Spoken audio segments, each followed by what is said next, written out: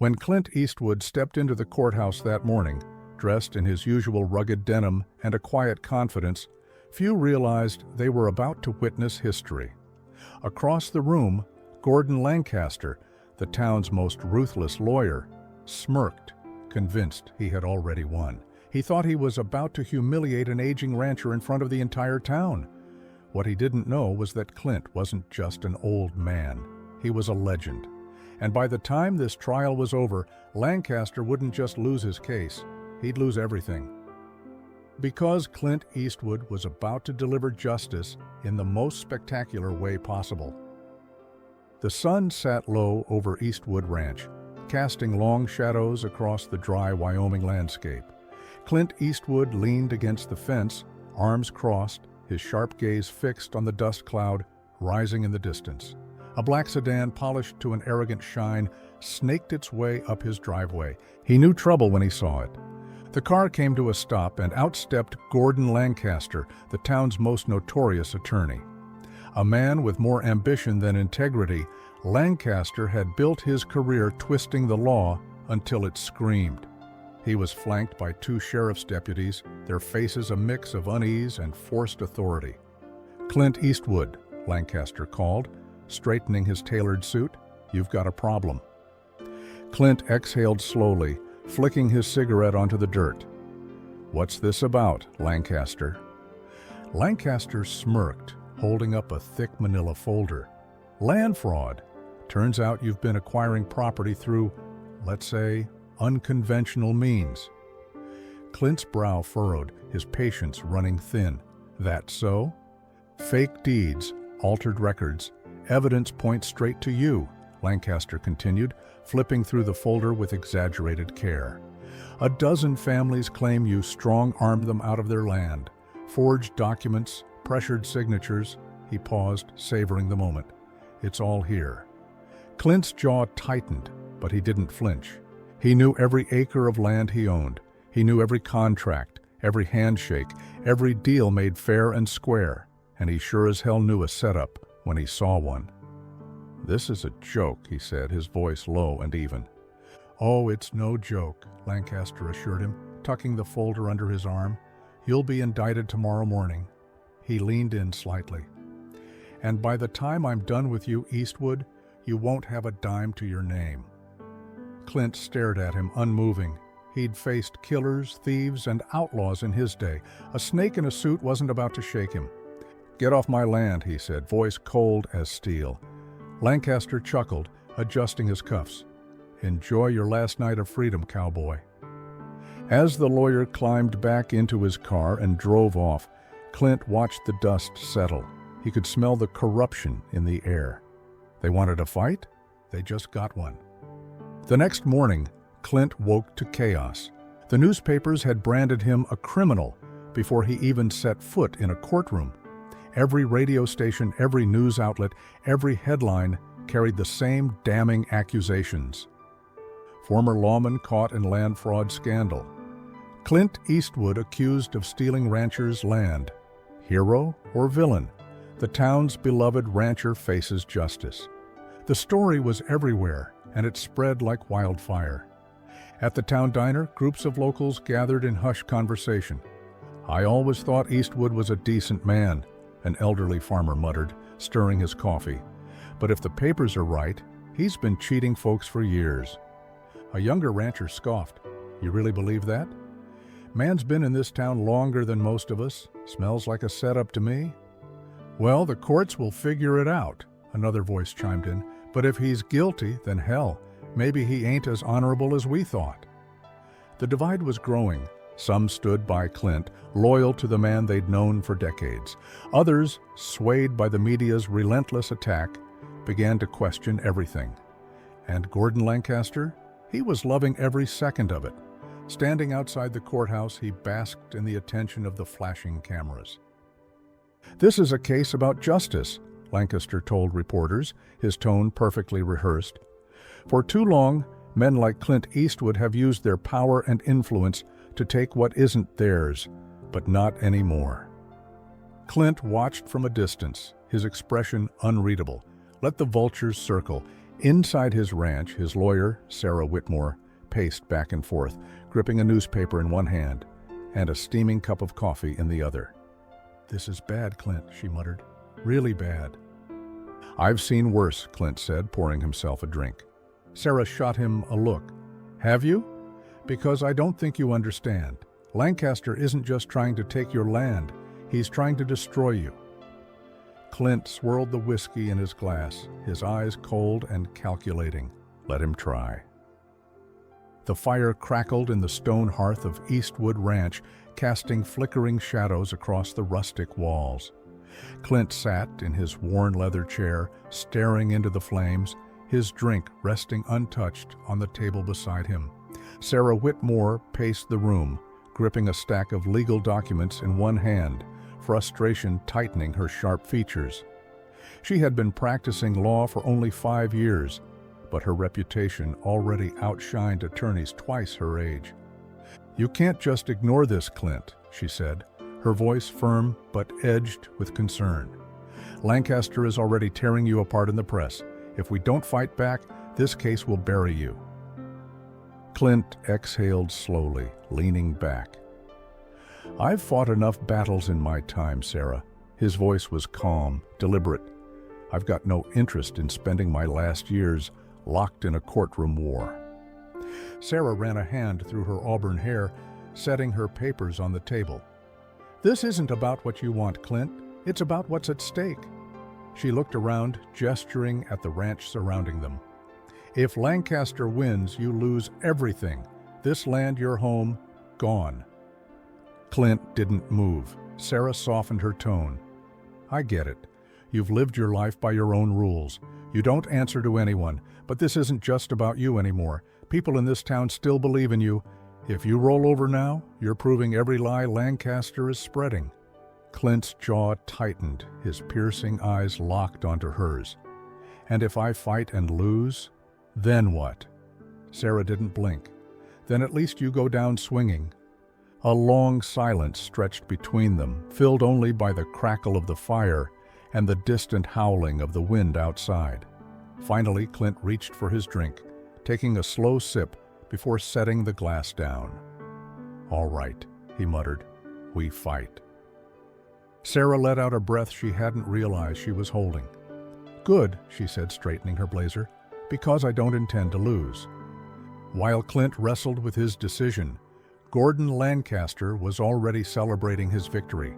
Inside the dimly lit VIP lounge of a high-end steakhouse, Lancaster swirled his bourbon, seated across from Jonathan Mercer, a man with more money than morals. Mercer was a real estate mogul, the kind who saw land not for its history, but for its profit margin. Lancaster took a slow sip before speaking. "Eastwood doesn't stand a chance," he said, smirking. "The evidence is stacked. The press is eating him alive. By the time we're done, he'll be lucky to afford a one-bedroom apartment in town." Mercer chuckled, cutting into his $200 steak. "That's exactly what I like to hear." He pointed his knife at Lancaster. "You get me that land, and you'll be seeing a very generous bonus." Lancaster leaned back, confidence radiating from every inch of him. "I've never lost a case, Mercer, not once, and I don't intend to start now." Mercer nodded approvingly. "Good. That ranch sits on the most prime real estate in the state. Once we clear Eastwood out, I'll have the permits fast-tracked for a luxury resort, a golf course, high-end restaurants, private villas, the works." Lancaster grinned, "and with the town turning against Eastwood, no one will be crying over his loss." Mercer smirked, lifting his glass. "To victory." Lancaster clinked his glass against Mercer's, his smirk widening. "To making Eastwood disappear." But what neither man realized was that Clint Eastwood wasn't the kind of man who disappeared. He was the kind of man who fought until the last bullet, and they had just given him a reason to start shooting. The courtroom was packed to the rafters, filled with reporters, local townsfolk, and business elites with a stake in the trial's outcome. The air buzzed with tension, the kind that came before a storm. Clint Eastwood sat at the defense table, his face carved from stone, his piercing blue eyes locked forward, unmoved by the spectacle. Beside him, Sarah Whitmore flipped through her notes, her expression unreadable, but her grip on her pen was tight. Across the room, Gordon Lancaster stood with all the arrogance of a man who had never lost a case. His designer suit was crisp, his tie perfectly knotted, and his smirk as sharp as a knife. He thrived in the courtroom, and today was no different. "Your Honor," Lancaster began, his voice smooth as silk, "this case is about more than just land. It's about trust, about whether we can allow a man, well past his prime, to continue managing vast acres of land when progress is calling." There was a slight murmur in the courtroom. Clint didn't move. Lancaster turned toward the jury, his smirk widening. "Mr. Eastwood has lived a long, full life, but isn't it time he steps aside? Isn't it time we allow new leadership, new vision, and new investment to transform this town for the better?" Sarah Whitmore shot to her feet. "Objection, Your Honor. Relevance?" Judge Matheson, a man too familiar with Lancaster's games, gave a bored sigh. "Sustained. Stick to the facts, Mr. Lancaster." Lancaster didn't flinch. He turned to Clint, narrowing his gaze. "Tell me, Mr. Eastwood," he drawled, mocking his age, "how long has it been since you last made a major business decision regarding your ranch? Months? Years?" Clint finally moved. He leaned forward, rested his forearms on the table, and locked eyes with Lancaster. His voice was low, gravelly, and dangerous. "You talk too much, kid." A few chuckles rippled through the gallery, but Lancaster's smirk faltered just slightly. Sarah smirked, but she knew this was just the beginning. Lancaster was out for blood, and he would do anything to win. Lancaster was in his element. The courtroom was his stage, and he intended to put on a masterclass in manipulation. From the moment the trial started, he made sure Clint's defense struggled at every turn. "Objection!" Lancaster barked for the 6th time that hour, just as Sarah attempted to introduce key testimony. "Leading the witness." Sarah clenched her jaw. "Your Honor, my client is merely answering the question." Judge Matheson, already growing irritated, rubbed his temples. "Overruled. Get on with it." Lancaster barely concealed his smirk as Sarah pressed forward, but he had already planted the seeds of doubt in the jury's minds. Every time Sarah built momentum, Lancaster cut her down, using legal technicalities to drag out proceedings. He wasn't playing fair. He was playing to win. When Clint finally took the stand, Lancaster pounced. "Mr. Eastwood," he said, pacing slowly, "you've run your ranch for decades, haven't you?" Clint nodded. "That's right. And in all those years, how often have you changed your business model, invested in new technology?" Lancaster leaned in slightly, his smirk growing. "Or are you still using the same old-fashioned methods you relied on 40 years ago?" Sarah stood instantly. "Objection! Irrelevant!" Lancaster raised his hands, feigning innocence. "Your Honor, I'm merely establishing whether Mr. Eastwood is capable of managing such valuable land in today's economy." The judge hesitated, then sighed. "Overruled." Lancaster turned back to Clint. "You're a stubborn man, aren't you, Mr. Eastwood? Unwilling to change, unwilling to accept progress." Clint stared at him, unfazed. Lancaster smirked for the jury, letting his words linger. "Maybe this case isn't just about land fraud," he said smoothly. "Maybe it's about a bitter old man refusing to step aside for the future." A ripple of whispers filled the room. Sarah glanced at Clint, trying to gauge his reaction. But Clint didn't react at all. He was just waiting for the right moment, waiting to strike. The tension in the courtroom was so thick it could be cut with a knife. The jury leaned forward, hanging on to every word as Gordon Lancaster approached the judge's bench with an air of smug confidence. In his hand he carried a stack of papers, the weight of which was not just literal, but devastating. "Your Honor," Lancaster began, his voice smooth and controlled, "what I have here is clear and irrefutable proof that Mr. Eastwood engaged in land fraud. The words sent a ripple of shock through the courtroom. Reporters scribbled furiously, cameras flashed, and Sarah Whitmore's jaw tightened as she tried to keep her composure. Lancaster turned toward the jury, letting the moment sink in before continuing. These are signed and notarized documents showing falsified land deeds, forged signatures, and clear evidence of tampering.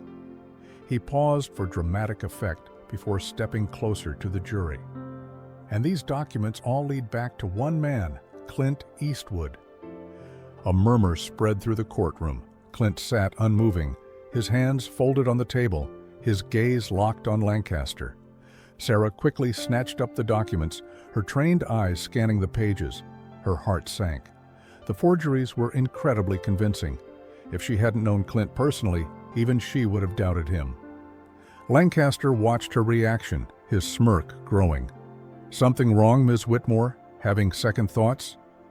Sarah ignored him, forcing herself to think.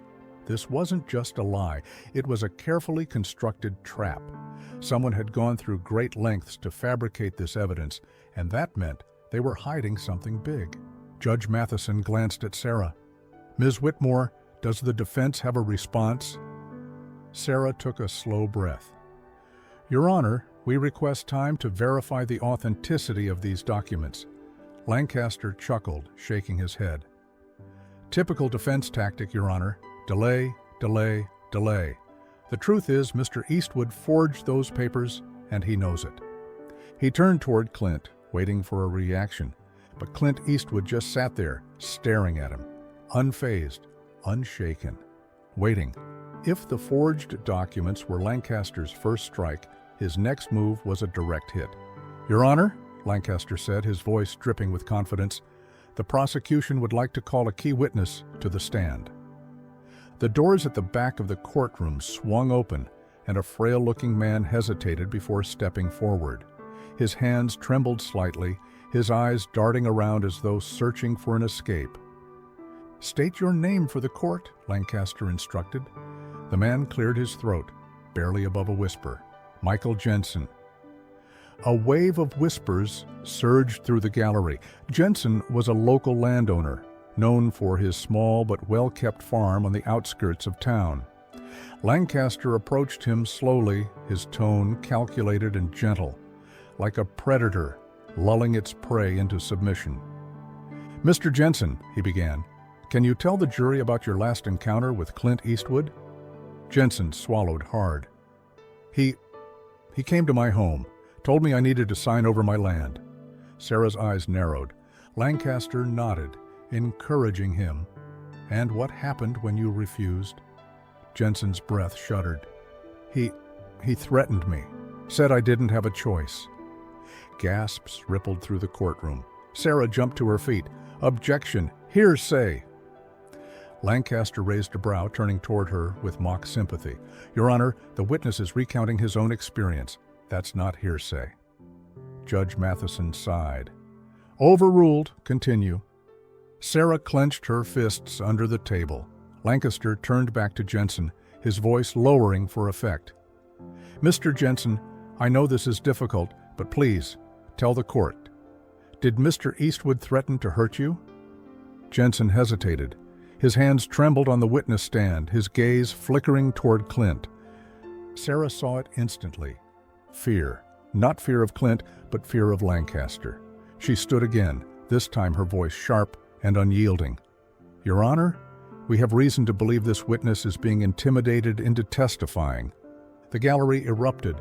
Lancaster's smirk vanished. Sarah turned to Jensen, her voice calmer now but firm. "Mr. Jensen, look at me." Jensen hesitated, then did. "You don't have to be afraid," she said. "Just tell the truth." Lancaster tensed. He knew Sarah had just put doubt into the jury's minds, and doubt was all she needed, because if there was one thing she and Clint Eastwood knew, it was that the truth always had a way of coming out. The air in the courtroom was thick with tension as Clint Eastwood rose from his chair. Every step he took toward the witness stand felt like a battle march, slow and deliberate. His face was weathered but strong, the kind of face that had seen 1,000 fights and won most of them. But today, he wasn't fighting out on the plains. He was fighting in a courtroom. Lancaster leaned back in his chair, casually twirling his pen between his fingers. He didn't even try to hide his smirk. This was the moment he had been waiting for. Clint took his seat, placing his hands firmly on the wooden railing of the witness stand. He met Lancaster's eyes without hesitation. Judge Matheson adjusted his glasses. "Mr. Eastwood, do you swear to tell the truth, the whole truth, and nothing but the truth?" Clint's voice was steady. "I do." Lancaster rose from his seat, taking slow, calculated steps toward Clint. He stopped just a few feet away, his expression oozing false politeness. "Mr. Eastwood," he began, mock sympathy dripping from his voice, "you're a man of many years and many stories. Tell me, do you recall the events of June 14th? Clint's jaw tightened. "I do." Lancaster nodded, feigning interest. "Good, good. And do you remember who was present during this so-called honest land transaction?"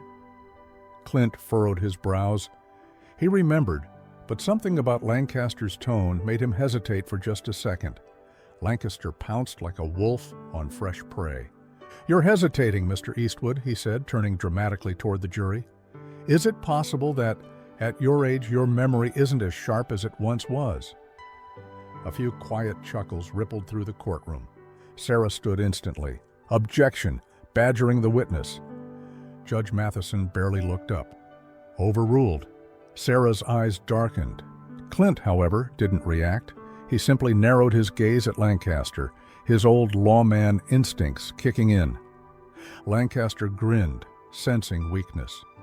"I understand, Mr. Eastwood," he said, his voice dripping with condescension. "It must be difficult keeping all these details straight at your age." Clint leaned forward slightly, his voice low and firm. "I remember everything just fine, son," he said. Lancaster's smirk flickered for just a second, but Sarah saw it, and she knew that for all his bravado, Lancaster wasn't invincible. They just needed to prove it. Sarah Whitmore had been in courtrooms long enough to recognize a rigged game when she saw one. And this was a rigged game. Judge Matheson's rulings had been questionable from the start. But now it was blatantly obvious.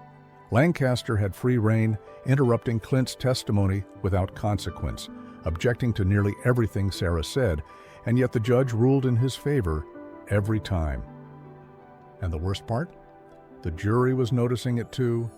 Sarah gritted her teeth as Lancaster launched into yet another leading question, this time twisting Clint's words to make it seem like he had admitted to falsifying documents. "That's not what I said," Clint corrected. Lancaster turned toward the judge, sighing dramatically. "Your Honor, I ask that the witness refrain from contradicting himself." Sarah shot to her feet. "Objection. My client isn't contradicting himself. Mr. Lancaster is twisting his words." Judge Matheson barely looked up. "Overruled?" Sarah gripped the edge of the table, forcing herself to stay composed. But Clint? He could see it in her eyes. She was furious. She leaned in toward him, her voice low and urgent. "This judge is in Lancaster's pocket," she whispered. Clint didn't react, didn't even blink, but Sarah saw the slight tightening of his jaw. Lancaster, meanwhile, had moved in for the kill. "Mr. Eastwood," he said, pacing in front of the jury, "wouldn't it be easier to just admit the truth? Wouldn't it be easier to say, 'Yes, I fabricated those land deeds and put an end to all this'?" Clint's hands curled into fists. Sarah stood. "Objection! That is a blatant attempt to coerce an admission from the witness."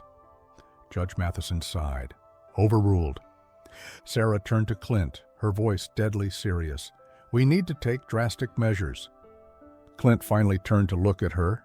His blue eyes were sharp as steel, filled with an understanding that only men like him had. He gave her a small nod, a nod that said, "Do what you need to do." Because now they were done playing by Lancaster's rules. Gordon Lancaster stood in the center of the courtroom, pacing in front of the jury like a predator circling its prey, He had spent weeks crafting his attack, and now, with the judge firmly on his side, it was time to strike the killing blow. He turned toward Clint, his smirk sharp enough to cut glass. "Tell me, Mr. Eastwood," he said, his voice dripping with mockery, "when exactly did you decide that the law no longer applied to you?" Clint didn't blink. "I never did." Lancaster chuckled, shaking his head as if speaking to a stubborn child. "You expect us to believe that," he sneered, "that a man who once enforced the law didn't think he was above it?" The jury shifted in their seats. Sarah's jaw clenched. Lancaster continued, turning to the jury now, using his signature theatrics to sway them. "Ladies and gentlemen," he said, arms spread wide, "Clint Eastwood wasn't just any lawman. He was judge, jury, and executioner out in those dust-filled towns he used to patrol." He turned back to Clint, narrowing his eyes. "I've done my research, Mr. Eastwood," he said.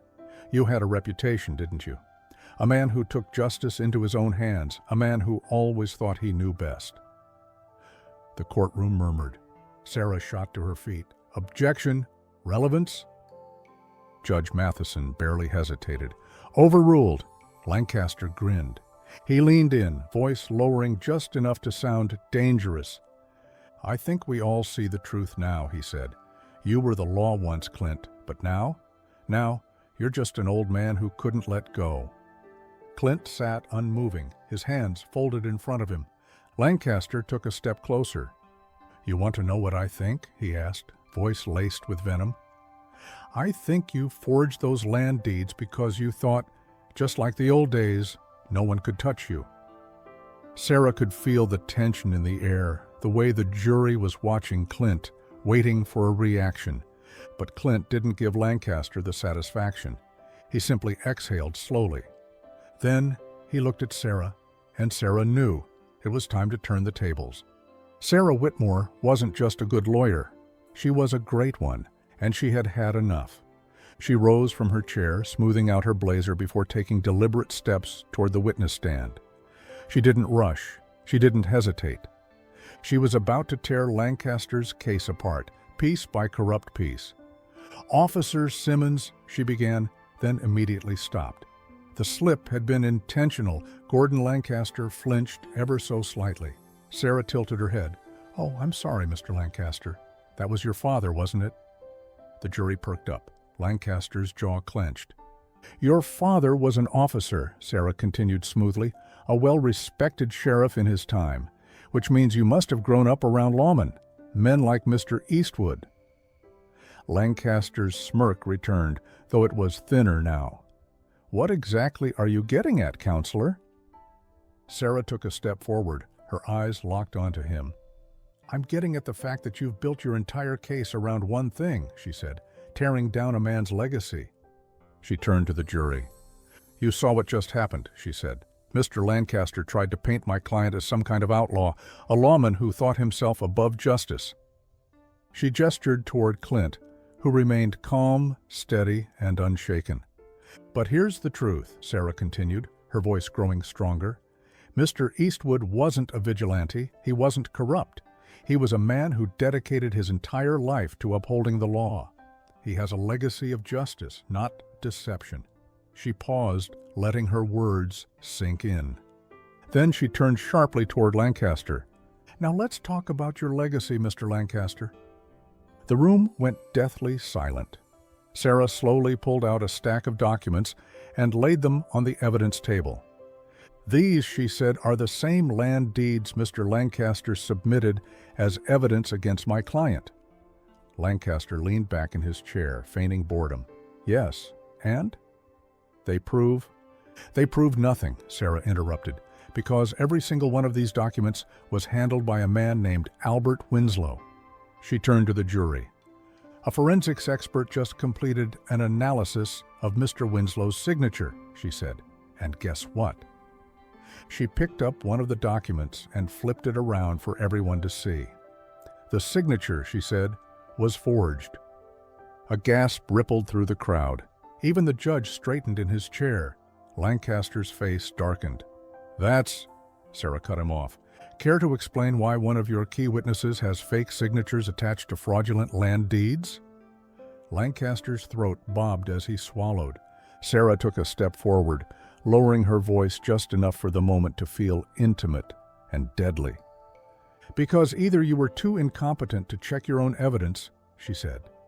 She leaned in closer, or you knew the documents were forged and submitted them anyway. The jury stared at Lancaster. The judge's brow furrowed, and for the first time since this trial began, Gordon Lancaster looked afraid.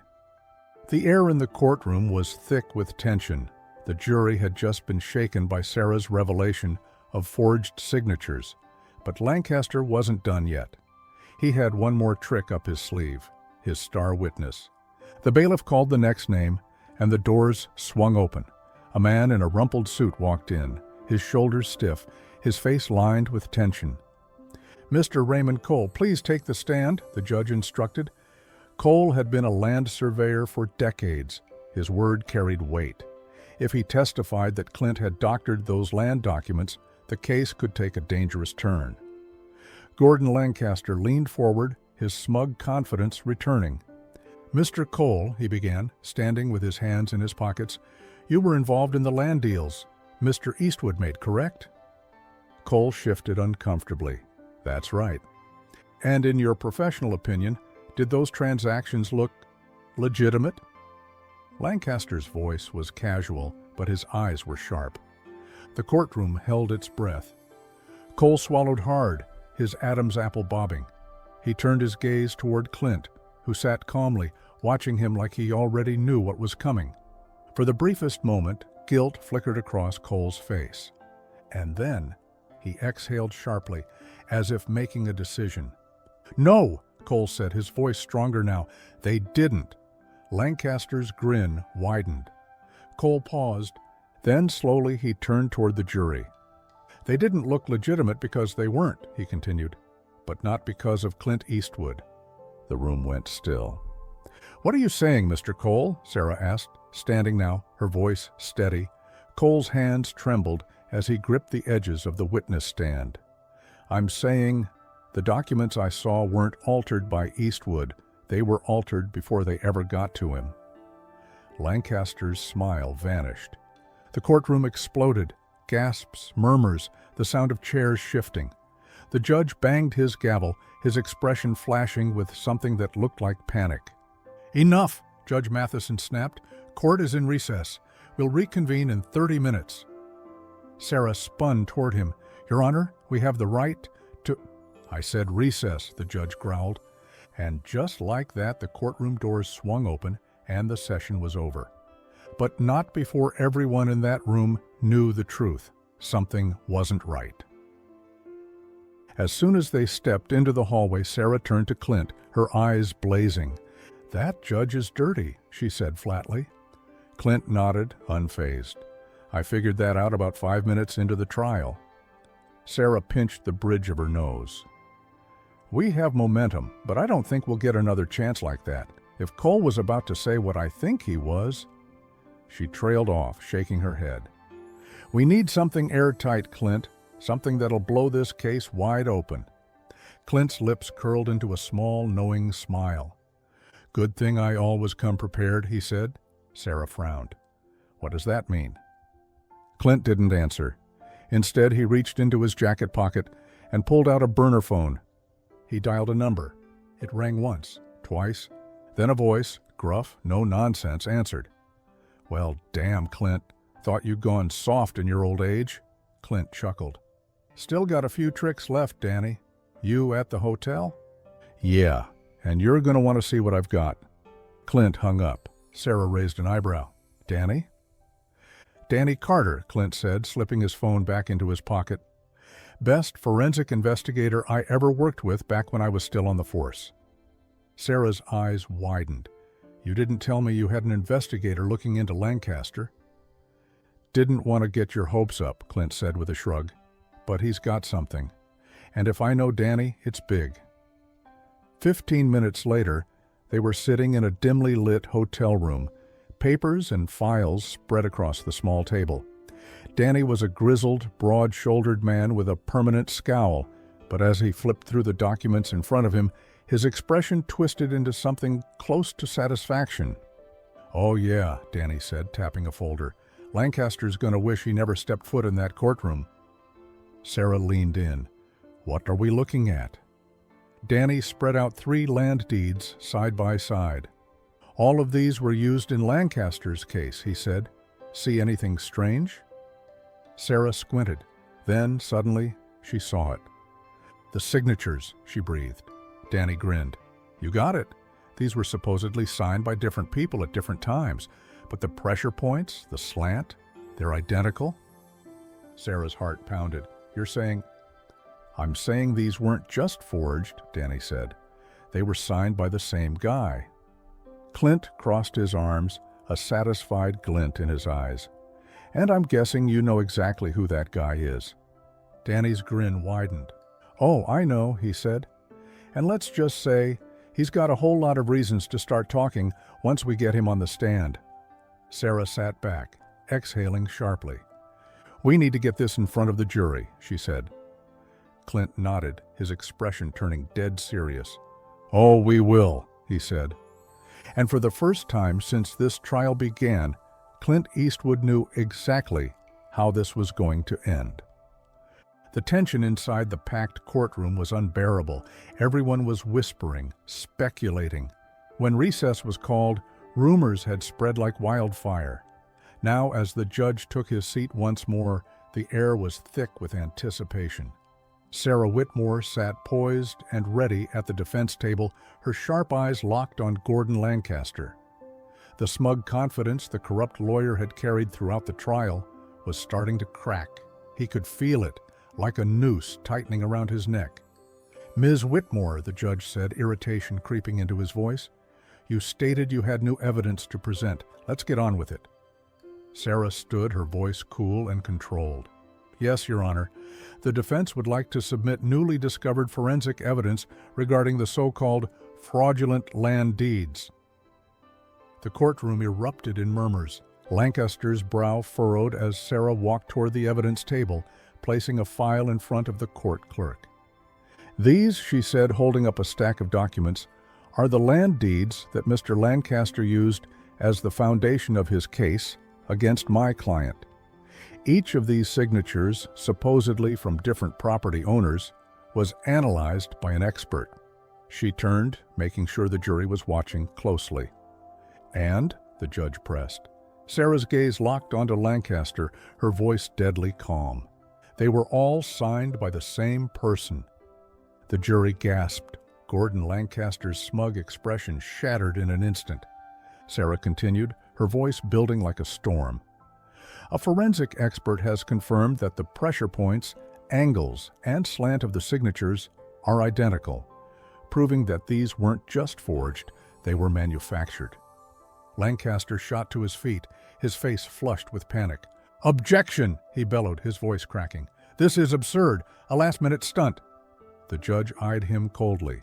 "Overruled." Sarah took a step closer, her confidence radiating through the room. "You fabricated these documents, Mr. Lancaster. You framed Clint Eastwood for a crime you committed." The gallery erupted. Gasps, shouting, a commotion. Even the judge couldn't ignore it anymore. Gordon Lancaster was cornered, and everyone in that courtroom knew it. Gordon stood frozen, his mouth opening and closing as if searching for a way out. "This is ridiculous," he blurted, his voice higher than usual. "The defense is grasping at straws. This entire thing is—" "Save it, Lancaster," Sarah interrupted, her tone sharper than a knife, "because I'm not done." She turned toward the jury, letting the weight of her next words sink in. Mr. Lancaster didn't just forge documents. He bribed and threatened witnesses to keep the truth hidden. The jury leaned in, their interest fully locked onto her. She turned toward the prosecution's star witness, Raymond Cole. The man who had almost exposed the fraud before the recess was abruptly called. "Mr. Cole," she said, her tone softer now, urging him to speak, "you were about to tell us something before recess. Do you want to finish that thought?" Cole's hands shook slightly as he looked at Lancaster, then at the jury. He let out a long, shaky breath. "Yes," he said, his voice stronger now. "Lancaster threatened me.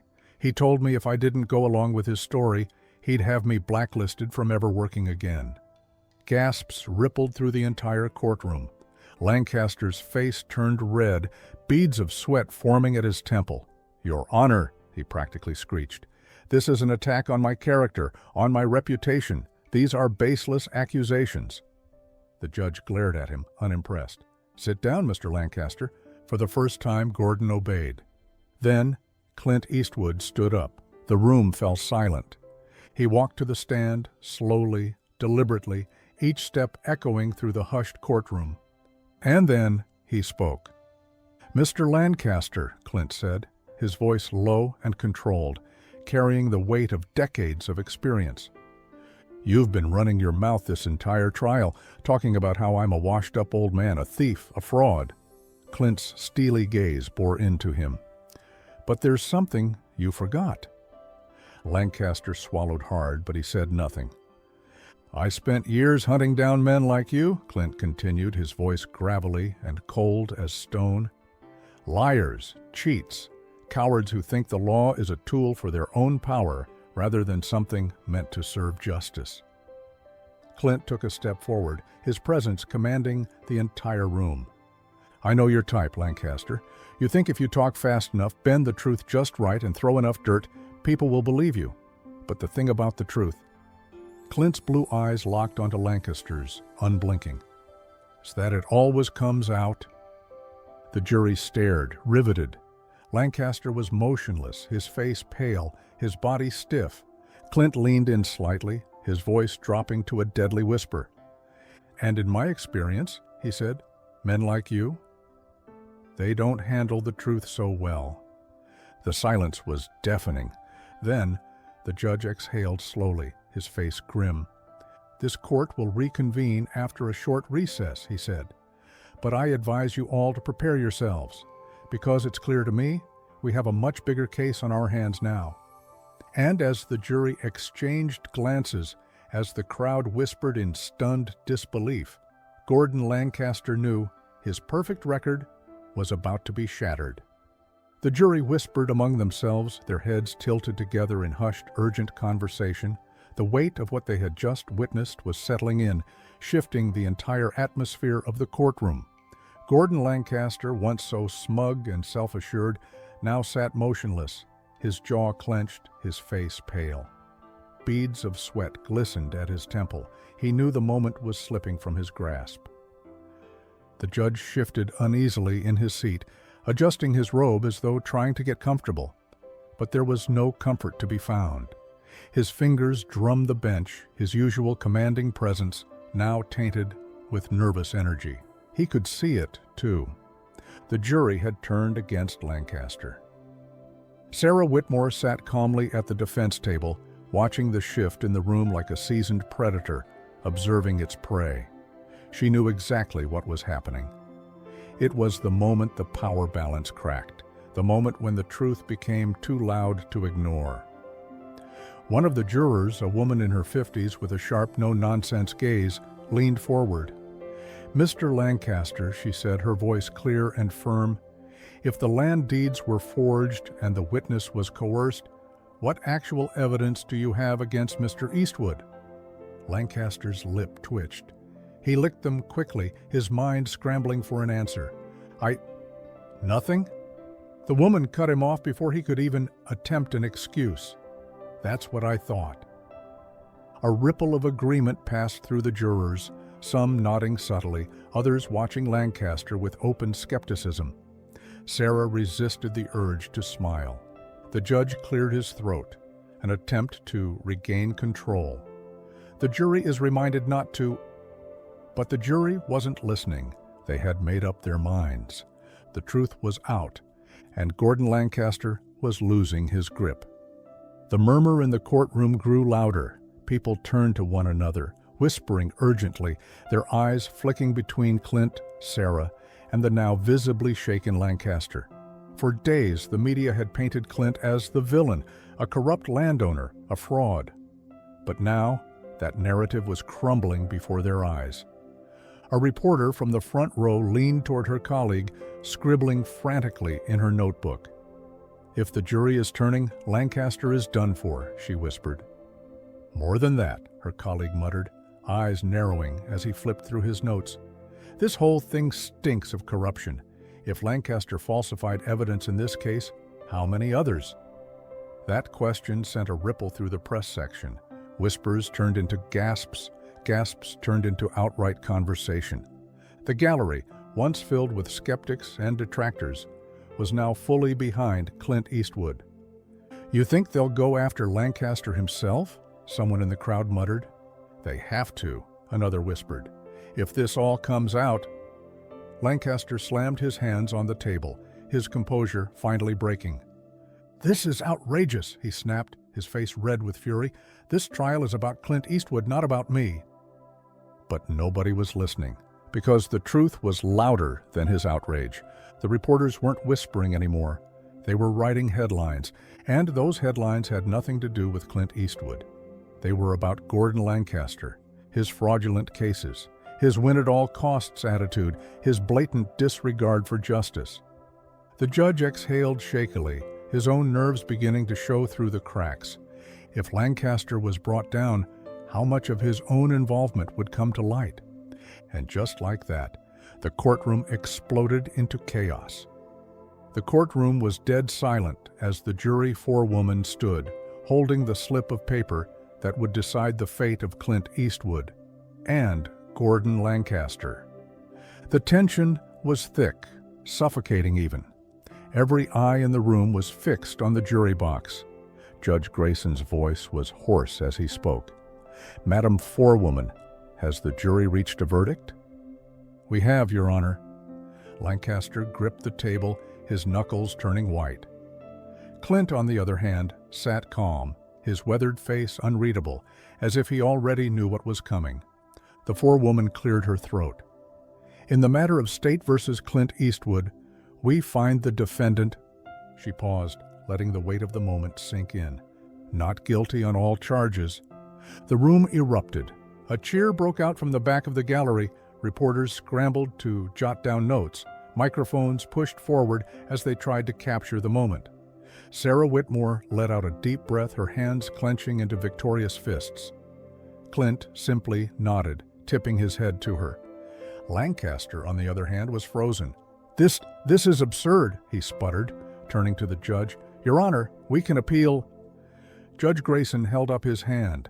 His face was grim, his gaze cold. "There will be no appeal, Mr. Lancaster." He turned to Clint, his tone shifting. "Mr. Eastwood, you are free to go. This case is dismissed." The gavel's crack was barely audible over the crowd. But then, just as Lancaster thought it couldn't get worse, one of the forensic analysts stepped forward. "Your Honor," he said, holding up a folder thick with documents, "we've handed over evidence of Mr. Lancaster's misconduct to the State Bar." The entire room went still again. Lancaster's mouth fell open. "What?" The forensic analyst continued, his voice steady. "Forgery, witness intimidation, multiple counts of evidence tampering. The Bar Association will be reviewing his cases immediately."